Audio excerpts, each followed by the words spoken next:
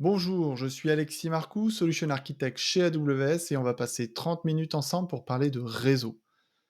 Comment construire une architecture réseau résiliente et évolutive avec AWS? On va parler de VPC, de table de routage, de passerelle Internet, mais aussi on va parler de la Transit Gateway. Pendant cette session, je vais principalement vous montrer comment on configure ces différents éléments dans la console. On va commencer par un petit rappel. On déploie toujours la VPC, enfin le VPC se déploie au sein d'une région AWS. Ce VPC, on va lui attribuer une plage d'adresse IP. Cette plage d'adresse IP doit être suffisamment grande pour héberger l'ensemble de vos services et vos instances, mais ne pas être trop grande pour éviter de gâcher les adresses IP et vous bloquer dans l'évolution future de votre utilisation de la plateforme. Il faut aussi qu'il soit compatible avec votre plan d'adressage d'entreprise. On va pouvoir ajouter des extensions, donc par exemple ajouter une nouvelle plage d'adresse IP, mais pas modifier la plage initiale. Et on va pouvoir activer l'IPv6. Un VPC peut s'étendre sur plusieurs zones de disponibilité. On va avoir plusieurs sous-réseaux par zone de disponibilité. Pour rappel, on n'a pas la capacité d'étendre un sous-réseau sur plusieurs zones de disponibilité. Donc dans notre exemple, on a 4 sous-réseaux, 2 dans chaque zone de disponibilité, 2 sous-réseaux publics et 2 sous-réseaux privés. La différence, c'est que dans les sous-réseaux publics, on va avoir des instances sur lesquelles on va pouvoir assigner des adresses IP publiques. Donc, on aura défini, bien sûr, dans ces 4 sous-réseaux, des plages différentes. Ici, dans notre cas, on a un /16 sur le VPC et on va utiliser les 4 premiers /24 pour les 4 sous-réseaux. Et chaque instance déployée dans un sous-réseau va se voir attribuer une adresse de ce sous-réseau. Si on veut que ces ressources accèdent à des services AWS pour les consommer ou même avoir un accès Internet, il va falloir qu'on modifie la configuration de routage de ce VPC, de ces sous-réseaux aussi, pour pouvoir accéder à Internet. On a un mécanisme de table de routage qui existe dans nos sous-réseaux. On va avoir donc des tables de routage qui sont appliquées à des sous-réseaux et non pas à des instances. Tout le trafic qui rentre dans un sous-réseau se voit appliquer une table de routage. Par défaut, la table de routage contient une seule entrée et c'est la plage d'adresse du VPC. Ce qui veut dire que par défaut, chaque instance a la possibilité d'être routée vers n'importe quelle autre instance présente dans le VPC. Alors, c'est pas parce que la route est définie que c'est joignable. On peut mettre en place des éléments de sécurité, les security groups. Si le security group n'est pas ouvert, on ne peut pas communiquer avec l'instance destination. Donc, on a ce mécanisme par défaut. Si on veut que les sous-réseaux publics accèdent à Internet, qu'est-ce qu'on fait? On va déployer une passerelle Internet, une Internet Gateway. Cette Internet Gateway, eh ben, on va les déclarer comme route par défaut de la table de routage des sous-réseaux publics. Elles vont porter des adresses IP publiques, donc pouvoir joindre l'extérieur. Petite subtilité, quand on dit qu'on assigne une adresse IP publique à une instance, elle ne porte pas réellement l'adresse IP publique dans son système. Il y a un mécanisme de NAT qui va se mettre en place que quand le trafic de l'instance va sortir vers Internet, son adresse IP privée va être remplacée par son adresse IP publique. Et inversement, quand depuis Internet on essaye de joindre son adresse IP publique, son adresse IP publique sera traduite en adresse IP privée. Maintenant, je veux mettre de la connectivité dans mes sous-réseaux privés. Eh ben, qu'est-ce que je vais mettre en place? C'est une passerelle NAT qui sera déployée dans un sous-réseau public qui permettra aux instances ici C et D d'accéder à Internet. On a dans l'exemple la table de routage de notre de nos sous-réseaux privés avec une route par défaut vers la NAT Gateway. Un mécanisme de NAT donc, permettra de masquer les instances C et D depuis Internet. Et on va pouvoir sortir sur Internet. Et comme n'importe quelle instance, la NAT Gateway ne porte pas réellement l'adresse IP directement, mais quand le trafic sort du réseau vers Internet, une traduction était faite entre son adresse IP privée et son adresse IP publique. Ce qu'on va faire par la suite dans la démo que je vais vous faire maintenant, c'est vous montrer et implémenter cette architecture assez simple dans la console. La démo a juste été enregistrée juste avant pour être un peu plus fluide pendant cette présentation. Donc qu'est-ce qu'on fait? On commence par aller dans la console et chercher le service VPC. Je vais voir la liste des VPC et je veux créer mon propre VPC. Je ne veux pas utiliser le VPC qui est créé par défaut. Je crée mon VPC et je vais par la suite définir la plage de mon VPC, qui est 10.1.0.0/16 comme ce que nous présentions dans notre schéma, et pas d'IPv6 dans notre exemple. Je vais maintenant créer mes sous-réseaux de mon VPC. Donc là, je filtre sur le nom de mon VPC, on voit qu'il n'y a bien aucun sous-réseau dans mon VPC. Je sélectionne mon VPC, je nomme mon sous-réseau, PubicNet 1, je choisis la première zone de disponibilité et je définis le premier /24 de mon /16 pour ce premier sous-réseau. J'ai mon premier sous-réseau de créer. Je fais la même chose avec le deuxième sous-réseau. Je choisis la deuxième zone de disponibilité et je choisis le deuxième /24 de mon /16. Voilà, donc maintenant j'ai mes deux sous-réseaux qui sont créés, mes deux sous-réseaux publics. Je vais filtrer juste pour montrer qu'il n'y en a bien que deux. Voilà. Je vais donc maintenant déployer mon Internet Gateway. Je vais créer une nouvelle Internet Gateway que je vais ensuite attacher à mon VPC. Voilà, maintenant je vais l'attacher à mon VPC. Voilà. Donc là, j'ai mes sous-réseaux et mon Internet Gateway. Maintenant, je vais configurer ma table de routage pour mes sous-réseaux publics. Je la nomme pour la retrouver, je choisis mon VPC, je la crée. Je vais maintenant associer cette table de routage à mes deux sous-réseaux publics, chose qui est faite, et donc ajouter maintenant la route par défaut de cette table de routage vers l'Internet Gateway. Chose faite. Voilà, donc là, normalement, j'ai fini ma configuration de mon réseau. Ce que je vais faire maintenant, c'est déployer une instance EC2 pour vous montrer que ça fonctionne.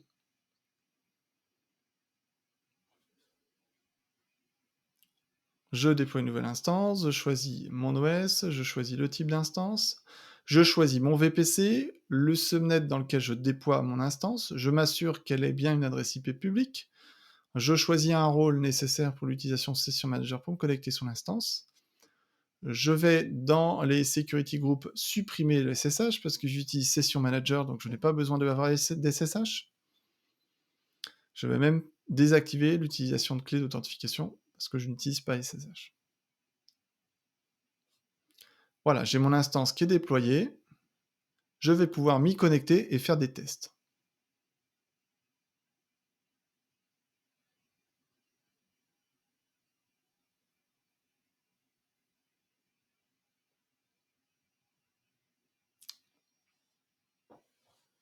Et je fais mon ping vers amazon.fr pour vous montrer que ça fonctionne. Donc. Et voilà, ça fonctionne parfaitement. Donc là, depuis mon instance publique, j'accède à Internet via l'Internet Gateway. Donc là, normalement, je vais revenir sur le service VPC pour configurer mes deux sous-réseaux privés. Hop, je crée mon premier sous-réseau, je choisis mon VPC encore une fois, le nom de mon sous-réseau privé numéro 1, je choisis la zone de disponibilité 1A, je définis mon troisième /24 de mon /16, je crée le deuxième sous-réseau, je le nomme, je choisis la deuxième zone de disponibilité et le quatrième sous-réseau de mon /16, donc le quatrième /24 de mon /16. Voilà, donc on est bien 4 sous-réseaux appartenant à la même plage. Donc là, on voit bien que j'ai mis 4 sous-réseaux, 2 privés, 2 publics. Donc maintenant, ce que je vais faire, c'est que je vais déployer la NAT Gateway. Je nomme ma NAT Gateway. Je choisis dans quel sous-réseau public je vais la déployer, donc le sous-réseau public numéro 1. Je lui alloue une adresse IP publique. Et j'ai créé ma NAT Gateway. Donc là, ça prend un peu plus de temps dans la réalité, mais bon, pour les besoins de la démo, j'ai accéléré cette partie-là. C'est quelques dizaines de secondes, voire 1 ou 2 minutes. Donc maintenant, je vais créer une table de routage spécifique à mes sous-réseaux privés. Je choisis mon VPC encore une fois. Je vais associer cette table de routage à mes 2 sous-réseaux privés. Voilà, ce qui est fait. Et je vais modifier la table de routage pour définir comme route par défaut, pardon, la NAT gateway. Voilà. Et donc maintenant, j'ai ma table de routage qui est configurée, ma NAT gateway qui est implémentée, et donc je vais refaire la même chose que tout à l'heure, déployer une instance dans mon sous-réseau privé pour vérifier la connectivité. Donc là, je renomme la précédente juste pour éviter de me tromper. Donc le C2 dans le sous-réseau public. Et donc je déploie une nouvelle instance. Je choisis l'OS, je choisis mon VPC, je m'assure de bien déployer l'instance dans le sous-réseau privé numéro 1. J'ai pas besoin d'adresse IP publique ici, je choisis mon rôle pour utiliser Session Manager.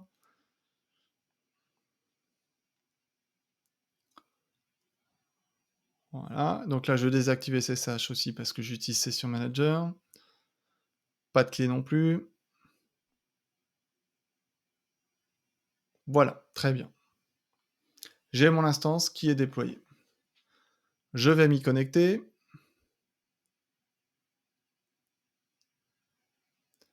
Et faire mon test de connectivité vers internet. Le terminal se lance. Voilà. Donc j'ai aussi mis en place ici la connectivité depuis mon sous-réseau privé et mon sous-réseau public. Mon sous-réseau public accède à internet uniquement à travers l'internet gateway et mes sous-réseaux privés accèdent à internet au travers de ma NAT gateway qui route vers internet au travers de l'internet gateway. Donc maintenant, on va passer à une deuxième phase de la démonstration. On va faire un petit rappel de la transit gateway. La Transit Gateway, donc, c'est une fonctionnalité, un service qui vient, qui permet d'avoir une fonctionnalité de routage au sein de votre réseau AWS.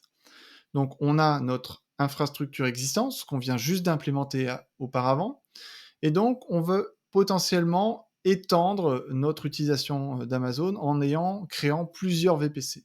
On peut rapidement imaginer que on a un VPC pour une plateforme de pré-prod et on va créer un deuxième VPC pour de la production ou de la qualification, ou même avoir un VPC par business unit, par équipe. Donc vraiment, on peut rapidement avoir besoin de plein de VPC.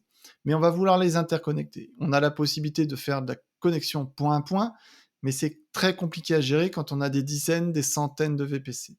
On peut utiliser une infrastructure à base de transit VPC, mais c'est pas aussi scalable que ça pourrait être.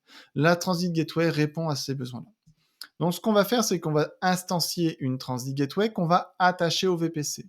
Et on va pouvoir attacher jusqu'à 5000 VPC dans la même région. Donc, ça permet vraiment de scaler et de pouvoir avoir de nombreux VPC attachés les uns aux autres. On va pouvoir aussi interconnecter des transit gateways entre différentes régions et donc interconnecter des VPC de régions différentes.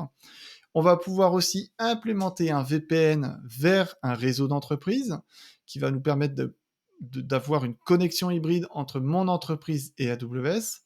On va aussi potentiellement mettre en place de la connectivité avec un Direct Connect. Un Direct Connect, ce n'est rien d'autre que la mise à disposition d'un port sur les équipements AWS pour avoir une bande passante, un lien dédié entre son réseau et AWS. Donc on a un mécanisme, on le verra juste après, de Direct Connect, de Direct Connect Gateway, qui permettent de s'attacher à la Transit Gateway. Petit détail, donc le Direct Connect, donc comme je l'ai dit, c'est un port disponible dans un Direct Connect Location, qui est un centre de peering. En France, on en trouve à Paris et à Marseille, où on met à disposition des ports sur des équipements AWS. Mais quand on dit disponibilité de ports sur les équipements AWS, ça veut dire qu'on a une fibre. Une Direct Connect, c'est une fibre. Si la fibre casse, on perd le lien. Donc nous, ce qu'on recommande, c'est au minimum pour de la liaison AWS vers un site vous appartenant, d'avoir 2 Direct Connect, et même d'avoir 2 Direct Connect dans 2 Direct Connect locations différents. Et on va attacher ces 2 Direct Connect à une Direct Connect Gateway, qui est une fonctionnalité globale, et qui n'est pas attachée à une région, qui va permettre de connecter la Direct Connect Gateway avec n'importe quel Transit Gateway dans n'importe quelle région. Donc une Direct Connect Gateway permet de connecter jusqu'à 3 Transit Gateway dans des régions complètement différentes. Donc la démo qu'on va faire par la suite, c'est cette architecture. On va faire communiquer 2 VPC dans une même région, on va faire communiquer 2 VPC dans 2 régions différentes et on va mettre en place de la connexion hybride au travers d'un Direct Connect. La démo, encore une fois, a été enregistrée juste avant pour les aspects de fluidité. Donc, qu'est-ce qu'on va commencer par faire? On va commencer par aller dans le service VPC et déployer sa Transit Gateway. Voilà, rien de plus simple, je crée le bouton, je nomme ma Transit Gateway, je choisis un numéro d'ASN, donc ça peut être 64 512, là j'ai choisi arbitrairement 65 000, ça a peu d'importance dans notre cas aujourd'hui. Donc voilà, là j'attends, j'ai un peu accéléré aussi, hein, ça demande quelques dizaines de minutes, non pardon, dizaines de secondes, pour déployer une Transit Gateway.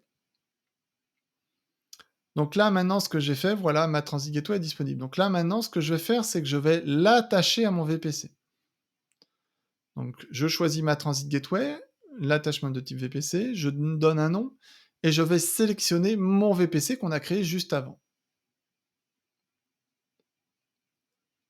Voilà. L'attachment, en réalité, c'est des interfaces dans les différentes zones de disponibilité de notre VPC. Donc il y a de la redondance qui se met en place pour permettre, en cas de panne, d'avoir plusieurs chemins possibles en cas de soucis sur une zone de disponibilité. Et on a donc des Transit Gateway, des tables de routage de Transit Gateway qui permettent de propager automatiquement, quand on attache le VPC à la Transit Gateway, d'apprendre automatiquement les routes et de les ajouter dans la route table, dans la table de routage de la Transit Gateway. Ce que j'ai fait là aussi, c'est déployer un VPC 2 qui va nous permettre de tester la connectivité entre deux VPC. Donc le deuxième VPC, comme on le voit, l'adresse c'est 10.2.0. Donc là, je vais utiliser une instance que j'ai déjà déployée. Donc je me connecte, je regarde l'adresse IP du VPC 2, donc c'est 10.2.076, l'instance dans mon deuxième VPC. Et donc je vais essayer de pinguer cette instance depuis mon instance de mon VPC 1. Donc ping.2.0.76. Ça marche pas, c'est normal, on n'a pas fait toute la tuyauterie. On n'a pas fait la connectivité entre la Transit Gateway et le VPC 2. Donc, qu'est-ce qu'on va faire? On va le faire maintenant. Je crée mon nouvel attachment, donc je choisis d'abord donc ma Transit Gateway, je nomme mon attachment pour le retrouver ultérieurement, et je choisis VPC2, donc le deuxième VPC présent dans la même région. Donc, en gros, encore une fois, plusieurs interfaces de la Transit Gateway sont déployées dans les différents subnets, dans les différents sous-réseaux du VPC. Voilà, donc là, maintenant, j'ai mon deuxième attachment qui a été créé. Et on va regarder dans la table de routage de la Transit Gateway. Normalement, voilà, on voit que il a appris les deux sous-réseaux de chaque VPC directement.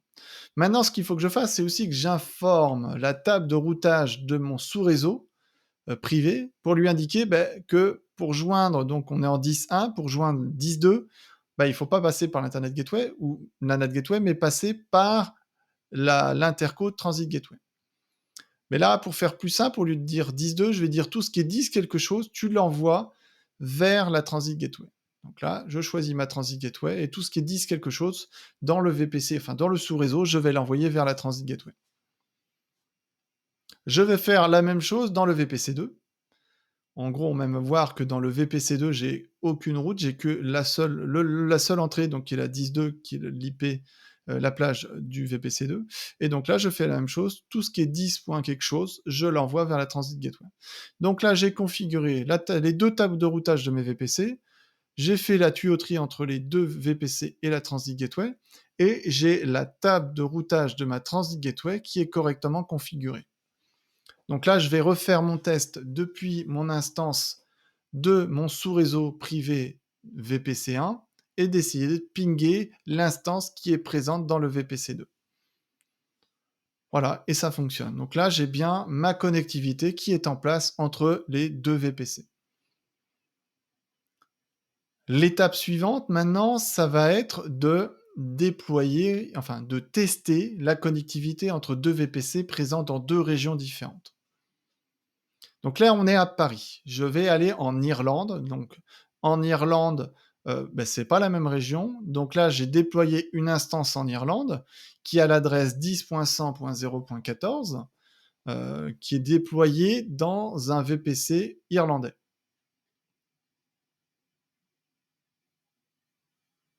Voilà, donc la plage d'adresse de mon, VPC irlandais, c'est 10.100 quelque chose. J'ai aussi déployé, bien sûr, une Transit Gateway en Irlande, attaché mon VPC irlandais à ma Transit Gateway irlandaise et il y a ma table de routage de ma Transit Gateway irlandaise qui est bien renseignée avec la plage d'adresse IP, de mon VPC irlandais. Je reviens à Paris.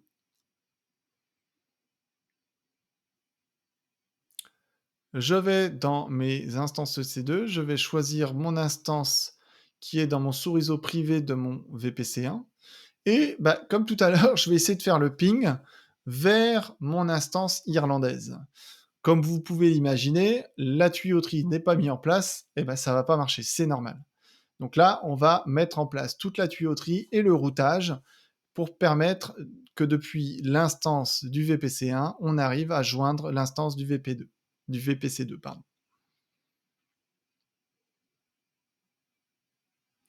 Donc, on va sur les Transit Gateway. Donc là, je suis à Paris, j'ai mon ID Transit Gateway. Je vais aller chercher une information qui est importante dans la plateforme, dans la région irlandaise, c'est l'ID de la Transit Gateway irlandaise, qui va m'être nécessaire quand je vais demander la connexion entre les deux Transit Gateway. Je reviens à Paris, et maintenant, je vais faire une demande d'attachment depuis la Transit Gateway parisienne vers la Transit Gateway irlandaise. Donc là, je choisis ma Transit Gateway et je vais choisir un type de connexion d'attachment peering connection au lieu de VPC, parce que c'est pas le même type. Je vais utiliser là, je veux attacher une autre Transit Gateway. Je choisis la région cible de mon autre Transit Gateway et je renseigne l'ID. On est dans un mode un peu particulier, c'est que la demande ne va pas être acceptée. On passe par une phase d'acceptation, c'est-à-dire qu'on a envoyé une demande à la Transit Gateway irlandaise d'accepter l'interconnexion entre Paris et l'Irlande. Ça fonctionne exactement pareil quand on fait du peering entre deux VPC. Donc là, j'arrive côté irlandais, je vois l'attachment qui apparaît et il est en pending acceptance, donc j'attends l'acceptance et donc j'accepte. Et donc, ça va mettre en place la connexion entre mes deux Transit Gateway. Donc là, je suis en train de mettre en place le gros tuyau. Dans la démo, j'ai un petit peu accéléré, ça demande quelques dizaines de secondes à quelques minutes pour se mettre en place. Donc là, on voit que l'état est disponible et donc on a notre gros tuyau qui est disponible entre les deux Transit Gateway des deux régions. Donc là, ce que je vais faire maintenant, c'est en Irlande, je vais ajouter la table de routage dans la table de routage de mon VPC, de mon sous-réseau où est présent l'instance, lui dire que tout ce qui est 10 quelque chose, comme j'ai fait tout à l'heure, il faut qu'il l'envoie vers la Transit Gateway irlandaise. Contrairement au VPC, deux Transit Gateway ne propagent pas les routes l'une vers l'autre. Donc on va être obligé d'ajouter des routes statiques. C'est-à-dire que depuis l'Irlande, je vais indiquer que pour aller vers le sous-réseau, le VPC parisien, il faut aller vers la Transit Gateway parisienne.